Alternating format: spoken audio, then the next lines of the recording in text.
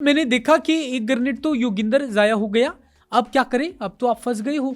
लेकिन फिर मैंने प्रार्थना की भगवान से कि मुझे एक और मौका मिले, फिर मैं इन लोगों को देख लेता हूँ। मैंने अपने सैनिकों का बदला तो लेना है, किसी भी हार में जरूरी लेना है।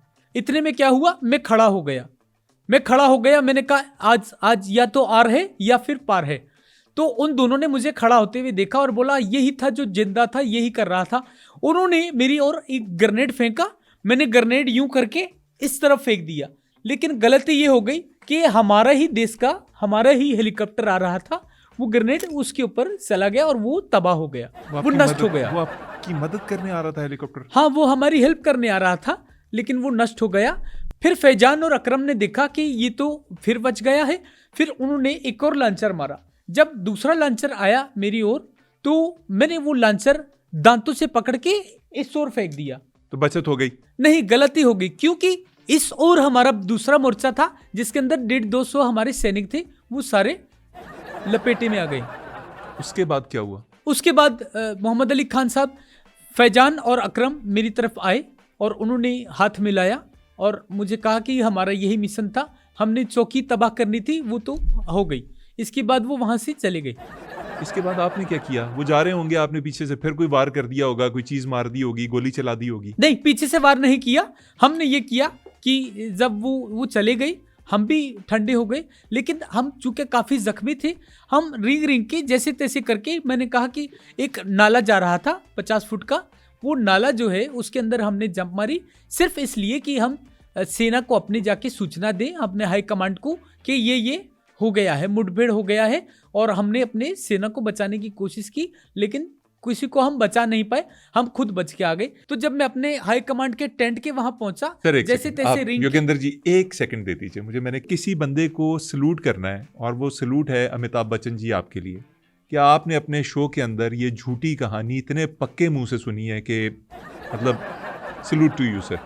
मतलब एक दफ़ा भी आपके मुंह से हंसी नहीं निकली, आपने उस बंदे को रोका नहीं। ये जो कहानी सुना रहे थे, ये सर कमाल है। आप एक्टर हैं, आप बर्रे सगीर के सबसे बड़े एक्टर हैं सर। Sir please continue. अच्छा, मैंने देखा है कि आपने बहुत ज्यादा लंबा थैंक यू कर दिया है। सर बनता था, इससे ज्यादा लंबा बनता था, एक प्रोग्राम पूरा अमिताभ जी के साथ बनता था। अच्छा, आप जब आगे पहुंचे अपने हाई कमांड के पास, वो तैरते तैरते, फिर क्या हुआ? हाँ, तो जैसे तैसे करके मैं क्रॉल करके अपने हेडक्वार्टर पहुंचा। और आपको पता है कि कारगिल में तो बहुत ज्यादा ठंड होती है, बर्फ होती है। तो मैं तो काफी दफा इनको मना कर चुका था, क्योंकि मैं तो ठंड का प्राणी नहीं हूँ। मैं राजस्थान या जो रेगिस्तान वाला एरिया होता है, वहां पर मैंने ज्यादा वो किया। पोस्टिंग नहीं करवाना चाह रहे थे? मैं नहीं कराना चाह रहा था, लेकिन फिर भी एक 19 साल का जो लड़का होता है उसकी नहीं सुनी जाती। मेरी पोस्टिंग यहाँ हो गई। तो मैंने उनसे कहा कि ठंड में मुझे जो है नमूनिया हो जाता है, मुझे पैसाब बार बार आता है, तो मैं ये नहीं कर सकता। क्या बार बार आता? पैसाब क्या नहीं, मैं कह रहा हूँ पैसाब पेशाब कहना चाह रहे हैं? वाह वाह, आपके मुंह से कितना सुंदर निकला है पैसाब। अच्छा, तो वो करके जैसे मैं पहुंचा, मेरे हाई कमांड, हमारे बहुत जो हमारे सीनियर थे, उन्होंने पूछा कि तुम्हें क्या हुआ है। मैं तो अपने होश में नहीं था, लेकिन थोड़ा थोड़ा मुझे आवाज आ रहा था। तो मुझे गर्म करने की कोशिश की, हीटर मुझ पे लगा दिया, कंबल मेरे को ओढ़ा दिए। लेकिन फिर मैंने अपने हाई कमांड के जो सीनियर होता है, मैंने उनसे कहा कि कमांडर साहब, मैं ऐसे गर्म नहीं होऊंगा, आप यहाँ पे नूरा फतेही का इंतजाम करें। तो उन्होंने आगे से कहा कि मैं तेरा सीनियर हूँ, कोई नहीं हूँ। आपने ये बोला अपने सीनियर को? हाँ, मैंने उनसे कह दिया, क्योंकि मुझे ज्यादा गर्माइश चाहिए थी। आप शायद इसलिए बच गए हों कि आप उस वक्त हाइपोथर्मिया के शिकार थे। हाँ, और मैंने एक अपने ही देश की, हमारी फिल्म है, कोई 5-6 दफा सीन हो गया है कि किसी गांव में अगर कोई महिला जैसी सर्दी में अगर वो बेहोश हो जाती है, तो एक हीरो बचा के उसको ले आता है एक बाबा के पास। तो मैंने वो सीन देख रखा था कि अगर कोई महिला जैसे किसी फिल्म में एक ठंडे इलाके में जो बीमार हो जाती है, तो उसको एक बाबा के पास हीरो ले जाता है। तो बाबा इलाज करता है, लेकिन बाबा कहता है नहीं, इसको सिर्फ ठीक कर सकती है तो जिस्म की गर्मी ही ठीक कर सकती है। तो मैं भी वही सोच रहा था। मैंने उससे कहा कि मुझे नूरा फतेही आप ला के दो, मैं गर्म हो जाऊंगा। अच्छा योगेंद्र जी, आपने तो चुप नहीं करना, मैं आगे बढ़ता हूँ। आपकी रिपोर्ट मेरे सामने है। हाँ, रिपोर्ट मेरी जो है वो अक्सर लीक हो जाती है। जैसे ये रिपोर्ट आपके पास लीक हो गई होगी, हो सकता है, जाहिर है कि दुश्मन सेना ने ये आपको रिपोर्ट दी होगी। इसके अंदर मेरा बहुत सारे प्रॉब्लम है। मेरा यूरिन का मसला है और मेरा मसाने का मसला है, दिल थोड़ा कमज़ोर है, शुगर भी है और मुझे जिगर का भी प्रॉब्लम है। सर आपकी आर्मी की और रिपोर्ट मेरे सामने पैसा है। बार बार आता है। भाईजान मैं आपकी आर्मी की रिपोर्ट की बात कर रहा हूँ, आपकी जो फाइल है।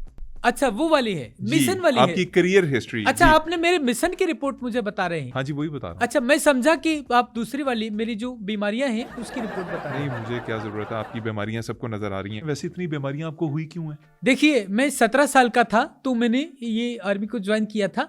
17 साल से आज मुझे 30 साल हो गए हैं और 30 सालों में मैंने सिर्फ दाल ही खाई है। और मैं नहीं, बल्कि हमारे जितने सैनिक हैं उन्होंने दाल खाई है, क्योंकि थोड़ा राशन का प्रॉब्लम होता है।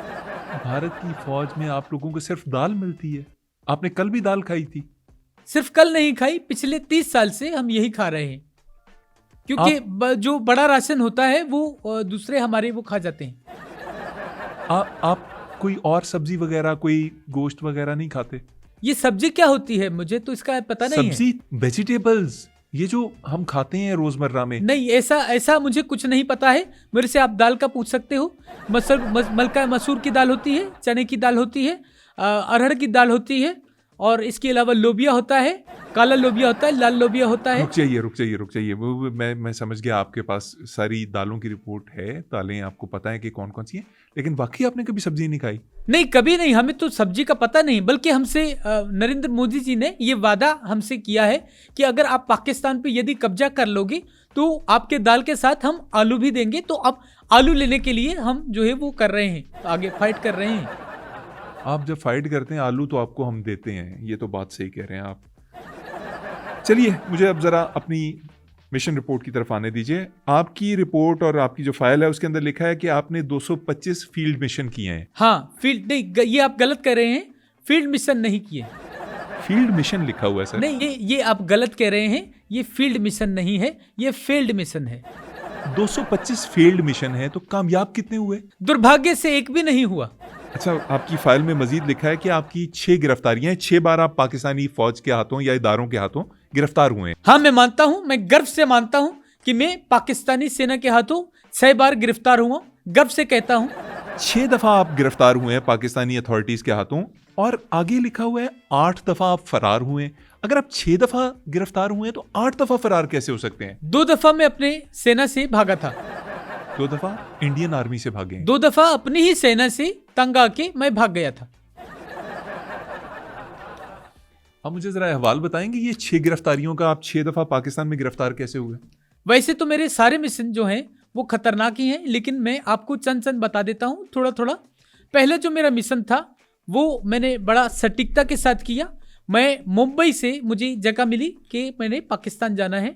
मुझे एक गटर दिया गया था, मैंने उसमें डुबकी लगाई, क्योंकि किसी और अगर रास्ते से जाते तो मैं पकड़ा जाता। गटर में जब डुबकी लगाई तो मैं दूसरी ओर जब निकला तो देख के मैं हैरान हो गया कि हर बंदा हिंदी बोल रहा है और उनके कपड़े भी वैसे हैं और वो बात भी जैसे इंडियन होता है हमारे देश के लोग वैसे बात कर रहे हैं। मैं खुश हो गया और मुझे गर्व हुआ कि देखो पाकिस्तान में हमारे इंडिया देश के कितने एजेंट आ गए हैं। तो बाद में मुझे आकर किसी ने बताया कि आप दिल्ली निकल आए हो। आप अपने ही मुल्क में निकल आए दोबारा से? नहीं, ऐसा नहीं हुआ। फिर जब ये मैंने सुना कि मैं अपने ही देश में आ गया तो मैंने वापस उस गटर में डुबकी लगाई और फिर मैं समंदर की ओर जो है, अपना समंदर जो है उसकी ओर से मैं पाकिस्तान आया।